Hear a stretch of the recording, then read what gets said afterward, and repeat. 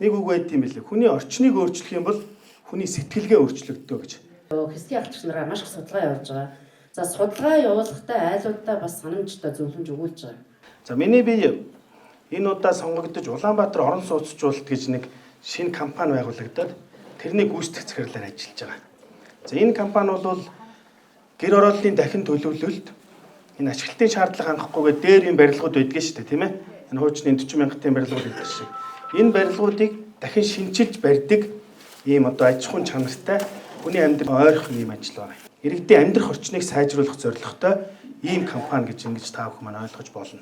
За эх хичээлээс бид нар гэр хорооллын дахин төлөвлөлт рүү орно. Яг энэ гэр хорооллын иргэдтэйгээ ойлголцож та бүхнийг орон сууцчлуулах энэ ажил руу бид нар итгэвч чармайлт гарган энэ кампани бол ажиллах юм аа. Нэг иргэн миний энэ асуудлыг шийдээч гэвэл магадгүй тэр болгоныг гүйцэлдүүлж чадахгүй ч гэсэн нийтийн их ашигын хүрээндүүдээр бид нар том утгаараа ирээдүг одоо харсан том зураглалаар сайн ажиллаж чадна гэдэгтээ өөрсдөө бол итгэлтэй байгаа. Та бүхэн тэр газар чөлөөлөлтөнд сайн хамрагдаж энэ орчноо өөрчлөх хэрэгтэй.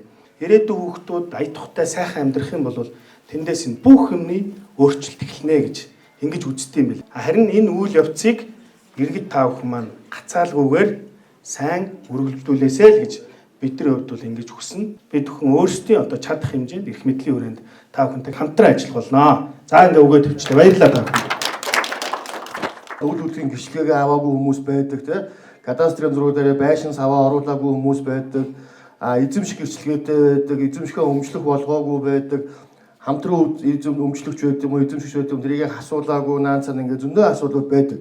Тэгэхээр энэ болгоныхаа асуудлыг одоо дахин нүүлэнд хамгийн ихний ээлжинд үүсэх магадaltaй хорооны хувьд бол танаа хорооны иргэд бол энэ бичиг баримтны асуудлыг бол одоо энэ өвлийн нөхцөлд хөөцлөж зэгдрүүлж явах хэрэгтэй гэж зөвлөмөр байна.